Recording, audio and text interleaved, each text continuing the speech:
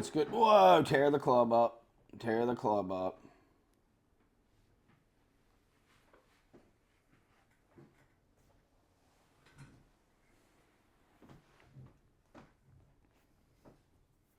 All right. What's up, man? Not much. How are you? I'm all right. We're going to talk about the Ibogaine today. All right. You've heard a lot about this. Yes, I have. Been around quite a few of us that have done it. Mm-hmm. So I guess we'll start with what it is. It's probably the best place to start, right? Yep. So we'll do. It is the bark of a root of a bush found in West Africa. I think is it Gamboa? It's the Bwiti tribe. The plant actually has to mature. It's like 13 or 14 years before it has the psychoactive alkalines in it that produce its healing / psychedelic effects. Wow. Yeah, pretty incredible that it's something that's unrefined has such, and it is natural, that has such a prolific effect. Yes. It's pretty wild. You saw me come back from my third journey, and most people only have to do it once, but I'm an enthusiast. Yep. You saw a difference between I left and came back the third time, and after the first time I got myself together pretty good. After the second time, it just helped along, and man, this third time was special. But let's start at the beginning. So we know what Ibogaine is. I was at, I don't even know if we've talked about my original story. I think so. Probably on the first podcast, where this house was covered in feces, dog feces, yada, yada, yada. I had the gun in my mouth. Skiff came over, stopped me, climbed in my lap, put his head in my chest, and I passed out drunk. So that was my first rock bottom. Fishing kind of got me out of that. Mm-hmm. And then I was self-medicating with the business of fishing and fishing, and it wasn't good. And then I was prescribed Xanax for a while, smoking 2 packs a day, ungodly amounts of caffeine and sugar. I think I was just searching for any dopamine hit I could get, but had the dream life outside looking in. Yep. Had the smoking hot girlfriend, the go fast boat, the whole nine. But I was miserable. And then I deeply thought about, I took the pistol out of the bag when I was 80 miles offshore by myself one day. And I was like, I can do this and nobody will ever know. They'll think I fell overboard. Mm-hmm. And then I started to put a real thought into it, and I realized, this is bad. There's clearly something wrong, because I'm like looking around on this boat, and I was like, I never thought in my old age I would have a boat like this, let alone when I'm still young, right? Mm-hmm. So I was like, man, there's a problem if I don't want to be alive, because it was like a eureka moment. If you would have asked me 10 years prior to that what my dream was when I retired, I would say what my life was then, just fishing all the time, right? Like, what else could you possibly want to do? Right. So I'd already heard about Ibogaine, and then, so a couple of days, about a week after that or so, I had been talking on the phone, trying to help out with a close friend of ours, who will remain nameless.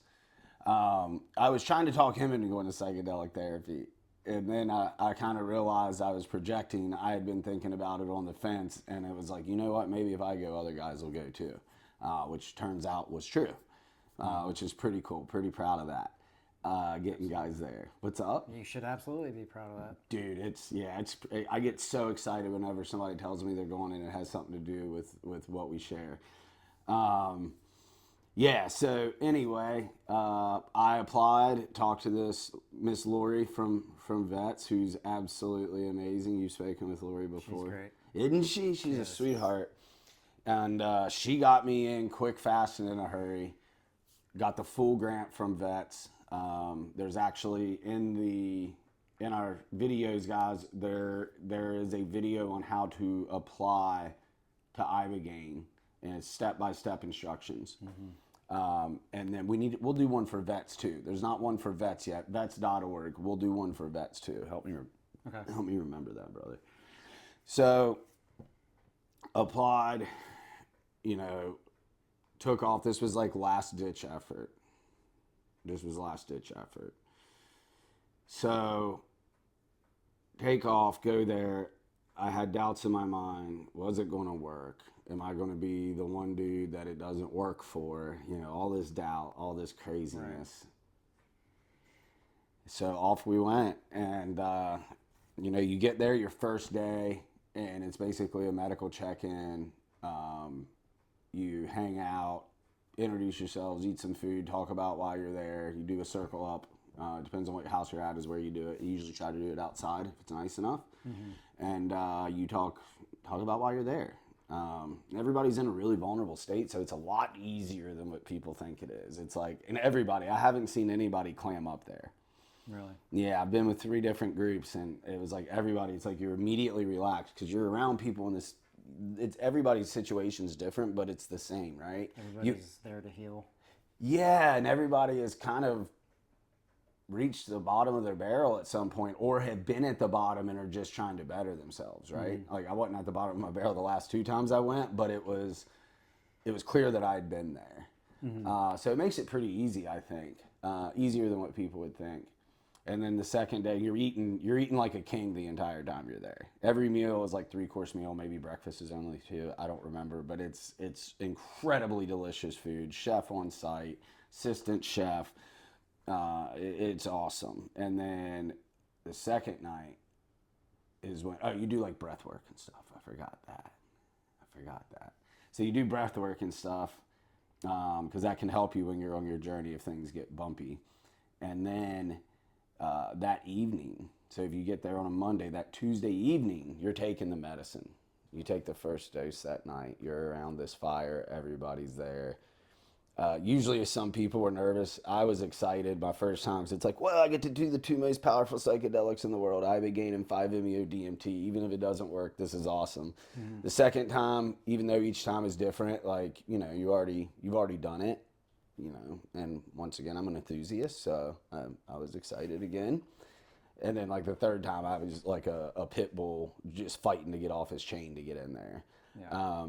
But like, because a couple people there, I've been with quite a few people that have never done psychedelics, which really nothing can prepare you. But if you've never even been in that realm and all of a sudden you're thrown into it, I'm sure it can be pretty heavy.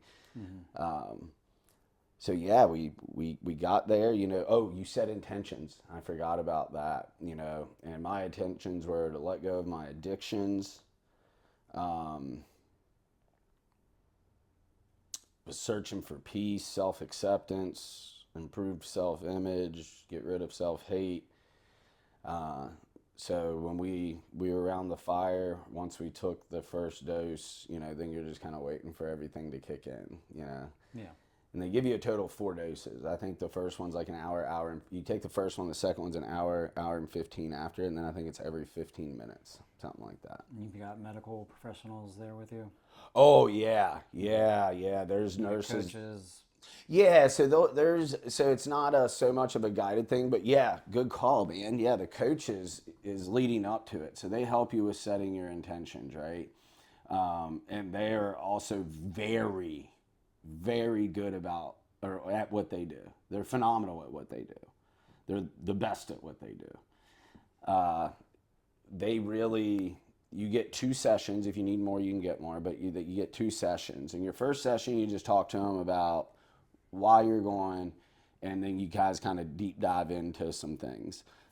My first time going, the lady, I forget her name, but she pointed out to me, she was like, why you love war? And I was like, she goes, can you tell me why you love war? She asked what made me happy. I was like, war and fishing, that's it. Pretty simple. I'm a simple man. Awesome. So she was like, why do you like war so much? And I was like, because it's awesome. She's like, what makes it awesome? And I was like, I mean, I guess I never really put a whole lot of thought into it. Like, I was like, chasing bad guys, gunfighting, this, that, the other, taking evil off the planet, like dangerous, dangerous dudes. And she was like, yeah, but what about that? And then she said, do you think it's because in your childhood, I experienced some abuse in my childhood? And she was like, do you think because of your childhood, you lived in so much fear that you couldn't live in the moment? Because you were always worried about what you had to do to tiptoe around stuff in the future, right? Wow. Oh, I broke down crying because I was like, oh my God, she's right. She's like, in combat, you don't have to worry about anything except for what's going on right then, which is like the truest statement ever. There's not very many things, maybe combat, white sharking, skydiving. Those are all things you have to worry about what's in the moment or you can get seriously jacked up, right? Yeah. But man, when she pointed that out, so the coaches are really paramount in all of this. They're a huge, huge part of it. Without them, my journeys would not have been nearly as productive at all. But on site they have the nurses, and then actually I don't know if he's a doctor yet or he's getting his doctorate. There is a doctor nearby. I don't remember if they're there the night you take the medicine, but there's always a paramedic there and a nurse there. Awesome. Yeah, they hook you up. And they're giving you fluids the whole time. They give you IVs and stuff before. And then you do fast after lunch the day you take the medicine because it can upset the tum-tum. Yeah. Well, it's not really upsetting the tum-tum. It's more of you purge. So there's just a lot of crap in us, dude. And it's like the trauma and stuff, and you need to get it out. And like my first two journeys, especially my first one, I don't remember. They told me about it. I don't remember purging, puking all night. I was dry heaving all night. I had no recollection of it. Because you don't wake up, like normally you wake up from dry heaving and you feel like you're sore and you hurt and you pulled something. Now, I wake up, we'll talk about grade A in a minute, but I wake up feeling like, I come to feeling about like $1 million. I love it. It's amazing. It's an amazing feeling. But the purging is real. It's definitely a thing. Now, I've seen people not purge, and I've seen a lot of people purge once or twice, and that's it. And then there's a couple of they say a lot of, I shouldn't say they say, it seems like a lot of people with addiction issues or heavy amounts of trauma are the ones that purge really hard. So if you ever go, hold on to your knickers. Thanks. So we take where were we? Take the medicine. You go to a journey room. Depends on what house you're at. One of them's downstairs. The rest of them are upstairs. And they got the Bweedy music playing. You've heard it. It's crunk. Very Jumanji-like. Oh yeah, Trevor, he busts my balls. Gives me a hard time because he says I'm the only one who listens to it when they're not taking the medicine. But man, I can jam out to it, bro. I like it. See? Yeah. Trevor Samuel. We're not like most people. That's true though. That's true. True that. We're not like the. We're a special breed. Special. So you go down to the journey room, the music's playing. If you guys are curious to hear what I'm talking about, just search Ambio Bweedy Music, BWITI. So you got the music playing, you get on your mattress. They have like twin size mattresses or single size, whatever, laid out. You don't need a big mattress, you ain't moving much. Usually you're getting your last dose or two down there. They hook you up to an EKG because it can affect your heart. You get an EKG before you go with a physical to make sure you're good. But it can mess with your heart rate.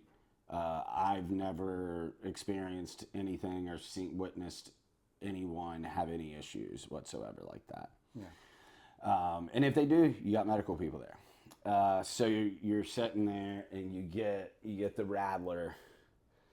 And you're shaking. And the music is just so loud. And you're sitting there, and then once you're ready, and you'll know when you're ready, like you just know, like some weird stuff will start happening in the mirror. The music might change. Like you'll hear tribal music on top of the Bweedy music. It's pretty weird. You might hear some bees. Oh yeah, the bees, man. Wow. That's why I got the necklace, man. Oh, love bees, man. We got bee coffee mugs, bee glasses, got a bee blanket. All about the bees, bro. All about that buzz. So you might get a little of that or a lot of that, depending on who you are. You know, I had one buddy went that never got a vision or anything. He just laid there all night, and it still fixed him. Got him off opioids and got rid of his chronic knee pain that the VA messed up the surgeries on. Yeah. But yeah, I had heavy visions, so I'm sitting there, and it was funny with me because I'm like staring in this mirror on the shaker, and I'm like, man, how long do we? And mind you, they tell you numerous times, whenever you're ready, just put your eye mask on and lay down. Well, I didn't realize how much I was tripping, right? So let me back up. We were downstairs after we took the first dose. Ruby, who I call the journey mother, comes in, and she's like, is anybody feeling anything? Well, everybody looked at me because they assumed I had experience of other things, I guess. Don't know where they got that from. And they turned around, and I was like, is it like just normal stuff? And she's like, oh, you'll know. And then she goes, one time I took the medicine, I had just had a surgery on my foot. And she said the medicine went there first because the medicine goes where it's needed most. Well, I hadn't said anything, but my head felt really weird, and it's where that blob of big scar tissue was. So I'm like, I stand up to say, hey, like, I feel something. And as soon as I stand up, it hit me Wow. in the freaking face. And I was like, oh. And I like looked around, and I said, like, head change. Go over, I start walking to the stairs. I was like, I'm going upstairs. Because, like, it was immediate. Like, I could feel my physical coordination. Like, I knew I was going to be losing it. Yeah. So I hit the stairs. Then everybody starts following me upstairs, the rest of the guys. And Kevin's a good friend of ours. Last word is old Jimmy. I turned around and looked over my shoulders, my left shoulder, but the microphone's not on that side. And I said, I think everything's about to come full circle, brother, because I'd heard the buzzing and the acid that I was on when I decided I wanted to be an infantryman in the United States Army had bees on it. So, yeah, so it was like pretty crazy, you know, this BLSD got me into the Army.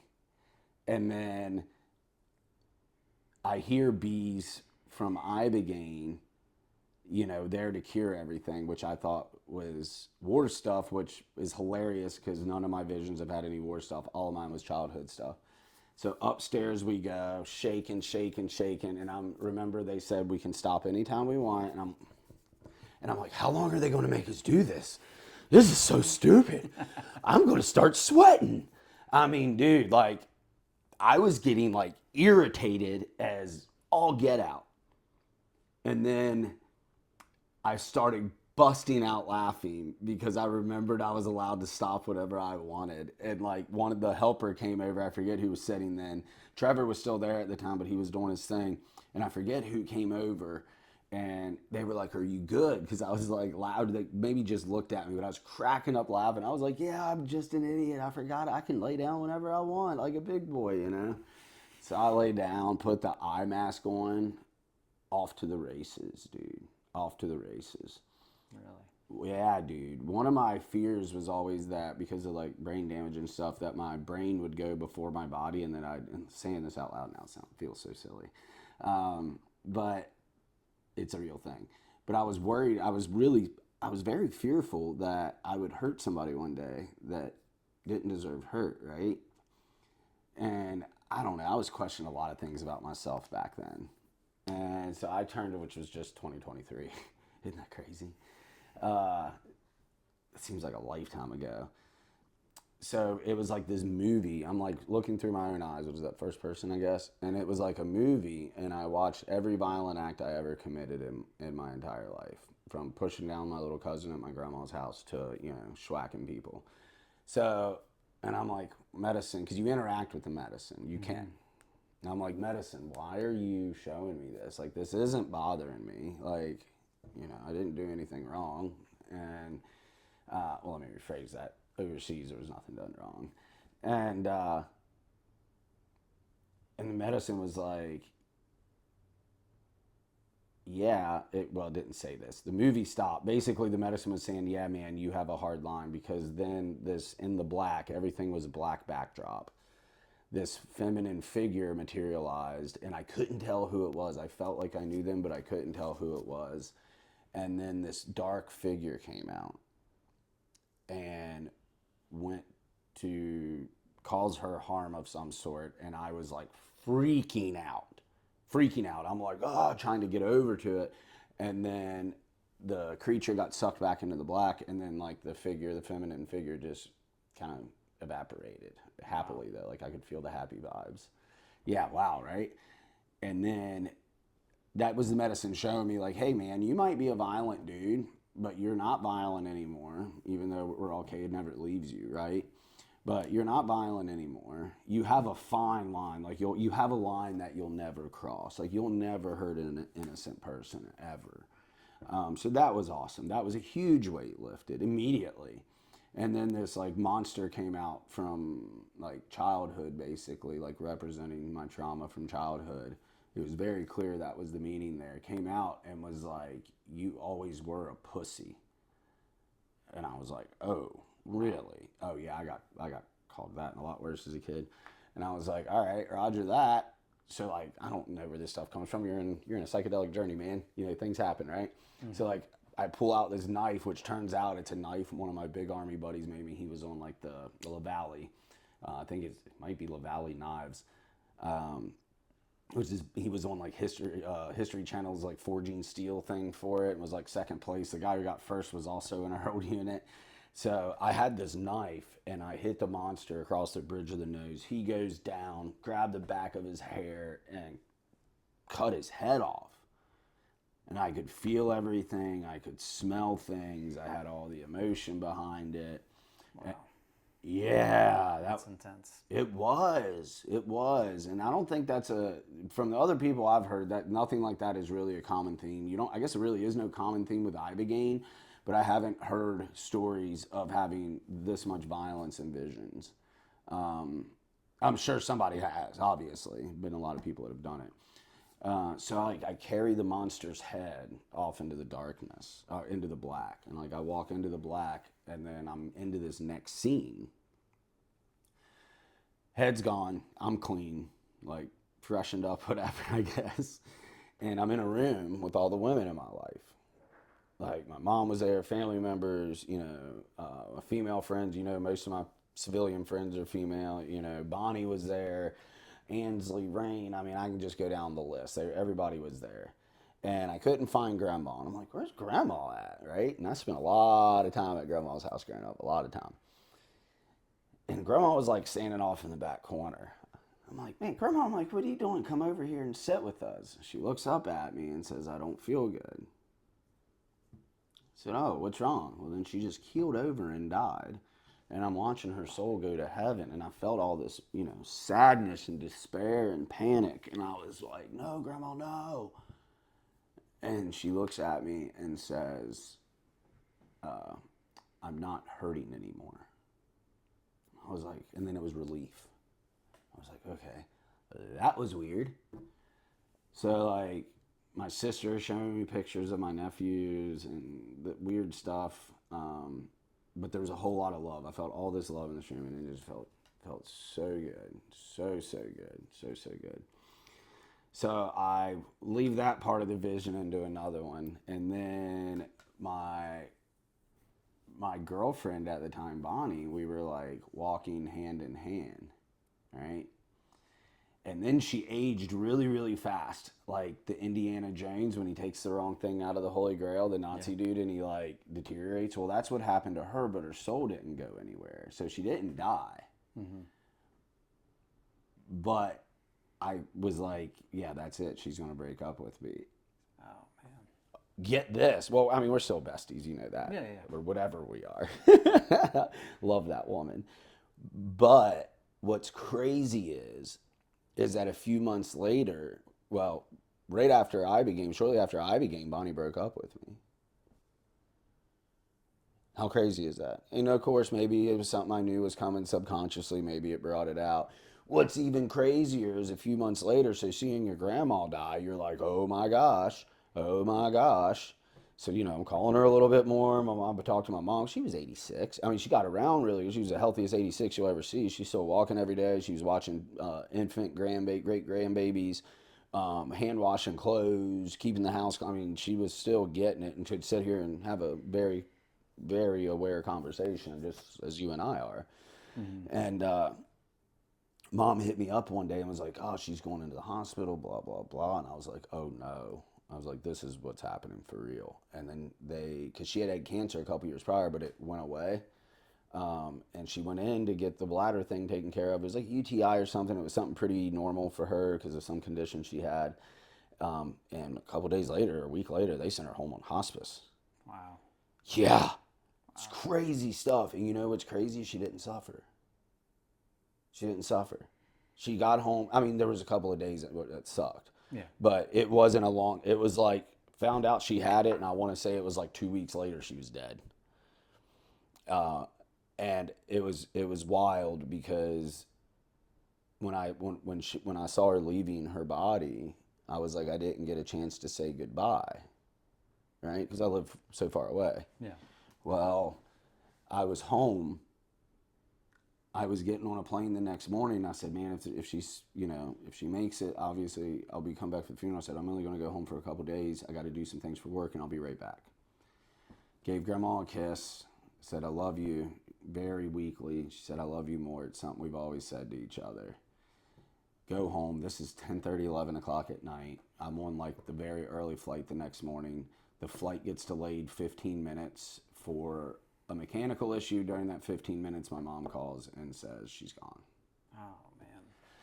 It was beautiful though, man. The woman had an amazing life. I got to say goodbye. It's just really weird how that ties in, like with the Ibogaine, man.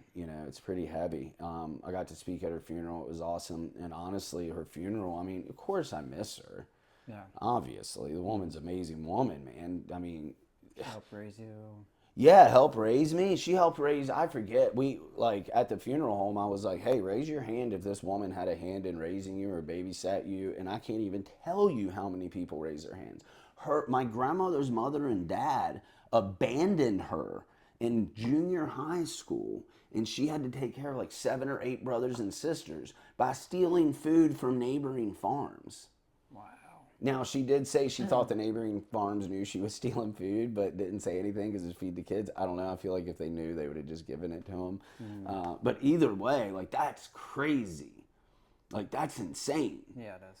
And then she raises her brother and sister. She raises her kids, and she's raising us, and then she's watching great-grandkids. I mean, it is a beautiful thing. And I mean, she just had such a positive influence on so many people. It's really hard to be sad when this chapter of existence is over. 'Cause especially after you do 5-MeO-DMT, you really have a feel for what it's like after this, or what I believe is like after this. But it's really hard to stay sad about it, right? Yeah. And for me, it is. That's easy to say. Like I said, you miss them, and there is sadness, but it's hard to stay sad. So after that part of the vision of all the women in the room, feeling all the love, then boom, Bonnie, she deteriorates, and she's fine. She's so a beautiful woman. We just saw her the other day. Yeah. She dropped dead gorgeous. Yeah. She deteriorates into the earth, or disintegrates into the earth, I should say. And then I messed up one time. I messed up a lot of times, but one time I messed up way in the past, a long time ago, and let this very toxic girl into my life. Very. She showed up in my vision, no idea why. And she's coming, well, I do know why. She's coming toward me, and I'm like, medicine, I don't want her here. Well, me and the medicine had gotten along great up to this point. Crystal clear communication. Oh no, she kept coming. So I was like, no, this ain't cool medicine. I don't like this. And then she's close enough, she starts reaching out to me. I'm like, go away. And she doesn't go away. So like I raise my eye mask. I'm dry heaving. It's like the only time I remember puking. I remember the first time and this time. It was dry heaving like crazy. And I was like, all right, got to get back in there. Got to get back in there. Think about white sharks. So I lay down. Oh, well, let's talk about the meaning of that. I didn't know it until I was going to Ibogaine the second time, almost 12 months to the day. And I was like, it's, I said, the medicine last time had this girl walking toward me that was really toxic, and the medicine wouldn't let me take it away. I was like, but thank God the Ibogaine, you can get it under control by just raising your eye mask, and it clicked. I was like, oh my gosh, the medicine's just showing me I'm in control of who comes into my life. You can't be too mad at somebody else the way they treat you if you allow them to treat you that way, right? Yeah. So that was a huge lesson, huge. So now that anytime I feel mistreated, whether in a personal situation or a business situation, I just get away from it because I'm the one in control of it, right? Pretty easy lesson. So back in the depths of the Ibogaine vision I go, and I'm going in there to play with white sharks, which, I mean, Ibogaine's not a recreational drug, okay? It's not something you do on a Friday night hanging out at the crib or going to the club. So it's not a toy either. I think it's a direct connection to God. So that being said, I'm trying to make it a toy. So I'm on my boat, no fishing rods. Greg from Starbright's driving the boat. Old big brother's up there at the helm, not looking at me. I could feel Ryan's presence at the front of the boat with Devin, but I couldn't see him. And I see these sharks boiling. You remember that YouTube video, that viral Facebook clip of like the sharks boiling on top of the water, all these little sharks? You've probably seen it on the internet. Yeah. I saw that like far away, and I was like, oh, I want to pet a white shark. A white shark comes up. I'm like, no, I want a bigger one. No, I want a big one. Third one comes up, dude. It was like real. I could feel it. I could smell it. So I turn around and tell Greg, I'm like, hey, dude, come pet this white shark, bro. And Greg doesn't even look at me, just kind of turns his head so I can hear him, and really mean. Like, Greg and I have never had a crossword with each other in however many years we've known each other. Like, we're homies. Like, through and through, blood in, blood out. I would do anything for that man. And he goes, do what you came here to do. And I was like, whoa. Wow. I was like, all right, asshole. All right. So I walk off the boat into the next scene. This monster from my childhood comes back. And he's like, you never could get away from me, could you? It's because I tried to separate myself from the abuse in my childhood before, and I couldn't do it. I wasn't allowed, right? Wow. Yeah, heavy stuff. So I was like, all right. So like I grabbed him by his head, like throw this big ass monster on the ground and just mud stomp him like insanely. Drag this huge corpse over to this cliff and like roll it off into the black. Turn around, wipe my hands off with a rag, throw it over my shoulder. And it was like my heart opened up. And I felt every negative thing, everything actually, leave me at once. And for a speck of dust in time, I was nothing. Not a negative nothing, like a true nothing. And then it was like this ray of light came in and just overfilled me with God's love. And then I like rocketed out of this tunnel, or into this tunnel. I'm flying.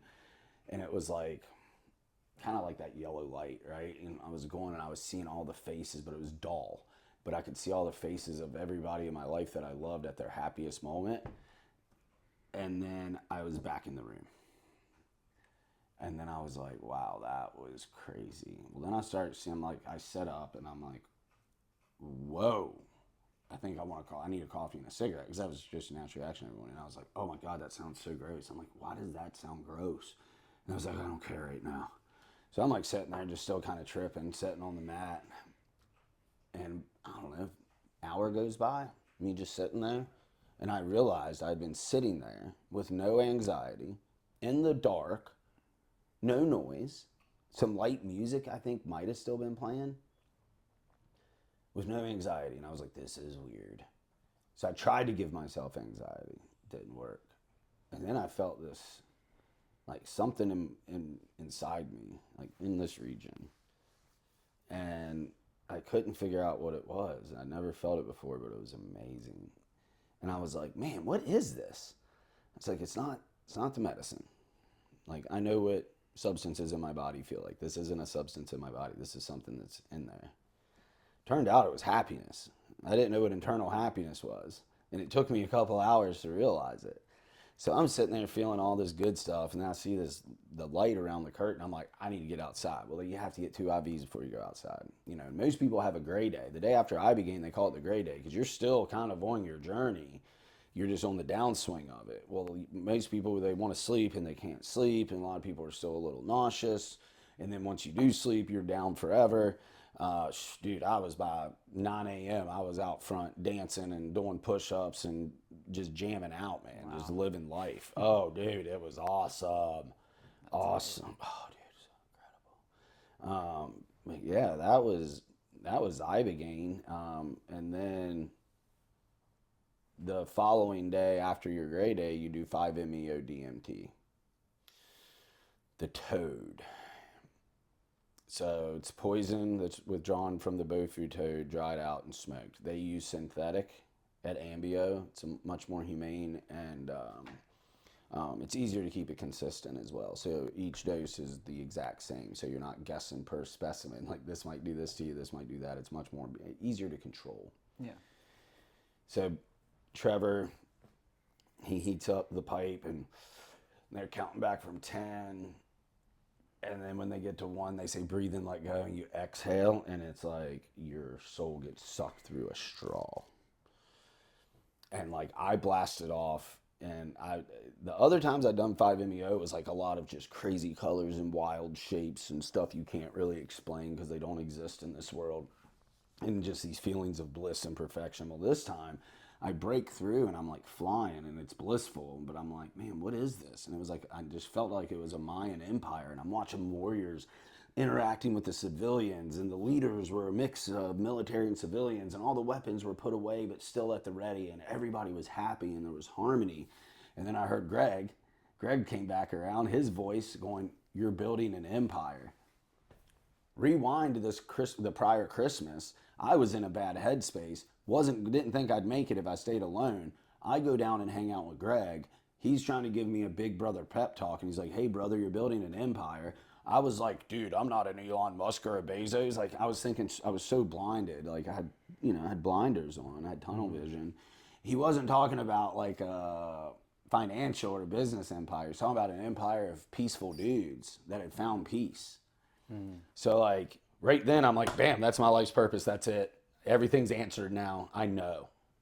Come out of the IMAS. We're on this cliff overlooking the Pacific Ocean. There's like this rock island in the middle of it. That's all real. Wasn't a hallucination. And like, I see the heavens kind of break down. It looks like tarpon scales and mesh with the ocean, and then the sand, and then the grass. And I reach off the grass, and the earth's vibration, you can feel it just going through your hand and through your body, and just feels so amazing. I had tears running down my face, and I asked Trevor, I was like, why did I ever want to die? And Trevor's like, I don't know, man. And so I'm sitting there and I'm like, I got to quit my job. He's like, calm down, brother. You're okay. I was like, no, I'm calm. He didn't say calm down. I think he said you can relax or something. He was very soothing. I'm like, no, dude, you don't understand. I got to quit my job. So that's when 3-4 days later, we shut down the American fishing charters and started running Not Lucky full time. Yeah. Pretty amazing stuff. Life changed overnight. That is amazing. Yeah, I could sleep. I've slept every night. So I haven't had a restless night since then, unless it's like inexplainable, like you're sick or something. Yeah. But I don't. If I wake up middle of the night to go to the bathroom, I fall right back asleep. Cigarettes gone. Haven't even wanted one since. Sugar, I still love desserts, but it's not a 24/7 thing anymore. Caffeine, I'm drinking coffee again. I did a while without it, but turned out that wasn't my issue like I thought it was. It was more internal stuff, right? And I was looking external, which I always say not to do. Mm-hmm. But it's like I have control over things now. Hey, buddy. What's up, Skeeter Dog? Hey, buddy. Which way you going? So yeah, it was pretty wild stuff, man.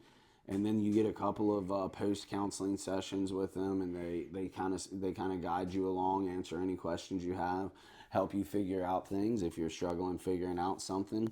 And if you have stuff that you don't understand happens, don't stress it. Like, I can't tell people that enough. You can't stress it, because it will make sense. This stuff is absolutely incredible. Absolutely incredible. I mean, it changed my life. Oh, yeah. What am I missing? I don't know. Let's see, got rid of addiction. How did you feel emotionally throughout the whole treatment process? Oh, wow. At the beginning, a little hope mixed with fear, the fear of it not working. But I also had excitement because I was super pumped to trip that hard. I know Did you get any anxiety or depression or anything related to the treatment? No, I had the opposite effect. It got rid of all of it. Gotcha. I don't have I didn't know what anxiety was until after I was out of the Army, and then it introduced itself pretty hard. But I mean, I get I guess light anxiety now. It's what I call normal people anxiety. Yeah. But no, I don't get anxiety or anxiety attacks. The thought of a Xanax disgusts me.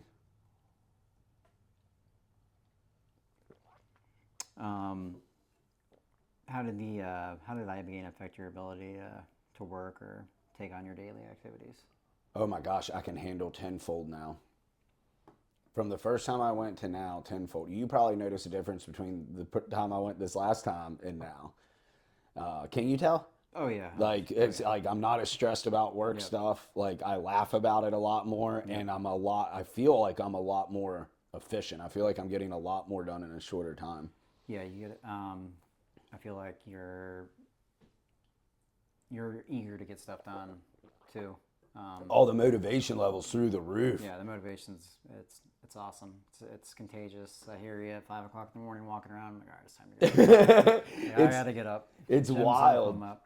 It's wild, and I want to be organized now. How weird is that? You've known me a long time. I've never been organized. Now I'm like, dude, help me get organized. Yep. I'm not gonna. It's not like I got organized overnight and I'm this organized dude. It's the desire is there, and the steps are being made. You know, we got lists now because of the hearth. Yeah. Getting routines, getting into routines more. Yeah, it's been all around. Oh my gosh. Well, that's actually in the later journey, but it does get rid of chronic pain too. Go ahead and spoil that surprise. It does get rid of a lot of chronic pain. So, and you're going to get everybody that goes isn't going to get the same results, right? Like, some people, if pain's your big thing, like, the medicine's probably going to take care of that, and you're still going to help you with mental stuff. It helps you with everything, but it's like the medicine goes to where it's needed most, you know? Mm-hmm.